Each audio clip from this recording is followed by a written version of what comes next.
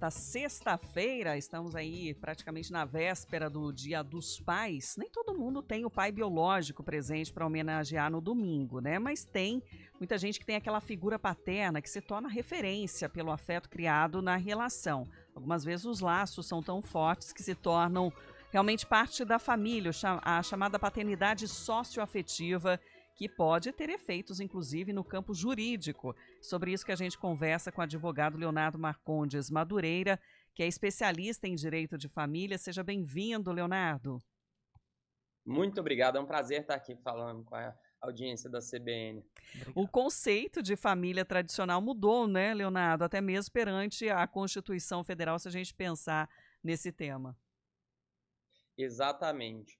O reconhecimento da paternidade socioafetiva, ele tem uma importância enorme hoje no contexto da família brasileira, porque a gente vê que o aumento do número de divórcios e separações, quando eu digo separações é no sentido de uniões estáveis que são dissolvidas, é muito grande atualmente na sociedade. E muitas vezes uma outra pessoa vai assumir esse papel de pai na vida de uma criança. Eu tenho amigos que viveram essa situação e, de fato, é um elo de pai mesmo. Quando a gente fala aquele jargão de pai é quem cria, isso de fato é verdade. E buscando positivar os direitos tanto daquele pai que criou aquela criança, quanto também da criança de ter uma figura paterna na sua vida, a lei é muito assertiva em reconhecer a paternidade socioafetiva, concedendo os mesmos direitos e deveres. A gente tem que lembrar disso também, porque muita gente fala a respeito dos direitos, mas também existem os deveres de cuidado, o dever de suporte financeiro para a criação do filho, do que na paternidade biológica. Então, ambos são equiparados. Tem direito à herança, tem direito à pensão, tem direito à guarda e convivência, assim como tem os mesmos deveres com o filho. Leonardo, como é que faz para poder reconhecer a paternidade socioafetiva? Tem duas formas de se reconhecer a paternidade socioafetiva. Você pode fazer isso de forma extrajudicial e de forma judicial. Para fazer de forma extrajudicial em cartório, essa possibilidade foi incluída na lei recentemente.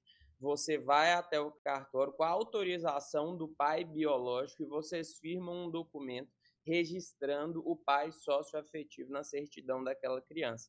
Você também tem o caminho judicial. No caminho judicial, geralmente utilizado quando o pai não concorda, o pai biológico não concorda com essa inclusão ou não se sabe o local certo onde ele reside, aí você tem a necessidade de fazer essa inclusão através de um processo judicial, onde vai se procurar esse pai biológico, vão tentar citar ele para que ele possa manifestar dentro desse processo se ele concorda ou não. E aí, depois dessa discussão, e o juiz, claro, analisando ali os requisitos, que é a convivência, de fato, aquela pessoa exercer um papel de pai e a criança enxergar esse papel dentro da vida dela, aí o juiz pode dar o suprimento da assinatura do pai e conceder a paternidade socioafetiva, inclusive possibilitando uma alteração no registro e incluindo o pai socioafetivo.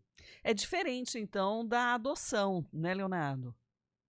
Completamente diferente. A gente tem que lembrar que na adoção existe uma desvinculação com os pais biológicos. Ou seja, aquela pessoa ela não mais tem direito à herança dos pais biológicos, ela não mais pode exigir direitos patrimoniais como pensão, guarda dos pais biológicos.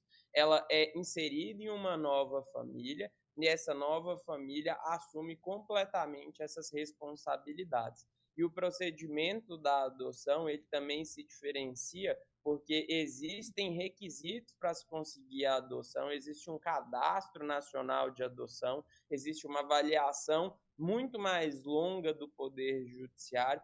Vamos dizer que o reconhecimento da paternidade socioafetiva é muito mais ligado a um elo de uma pessoa que foi construído através de um relacionamento com outra que já tinha um filho. Já na adoção, a gente tem que lembrar que a criança adotada, o adolescente adotado, ele não tem mais vínculo nem com o pai nem com a mãe. Ele está para adoção, então esses pais perdem o poder familiar e também essa criança perde o vínculo com esses pais. Uhum.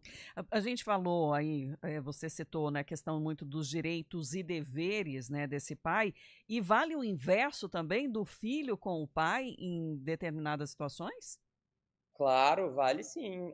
O mesmo é válido para o filho na situação de, eventualmente, o filho acumulou patrimônio, ele veio a falecer, o pai herda se ele não tiver outros filhos, porque a gente tem que lembrar que na ordem da sucessão, você vai ter ali que vão ser os herdeiros necessários, né, o cônjuge sobrevivente, os descendentes e os ascendentes. Então, você tem ali os seus pais, se você faleceu, não tem um cônjuge, também não tem, e mesmo que tenha o cônjuge, você vai ter a herança, de parte da herança vai para os seus pais, você não tem descendentes, vai para os seus ascendentes. A mesma coisa, eventualmente, se o pai entrou numa dificuldade financeira, ele pode exigir alimentos dos filhos. Uhum.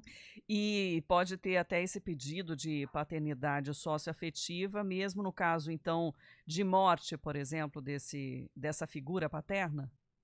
Sim, pode sim. Pode se entrar com um reconhecimento de paternidade socioafetiva pós-morte.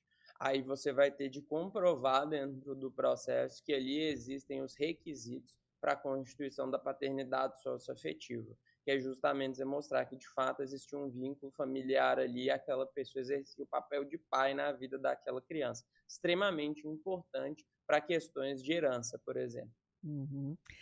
E são alguns detalhes importantes que fogem às vezes aí, né, do conhecimento das pessoas né, no dia a dia, mas que tem essa possibilidade. E eu quero agradecer ao Leonardo Marcondes Madureira, especialista em direito de família, por compartilhar esses detalhes com os nossos ouvintes. Obrigada pela atenção, Leonardo.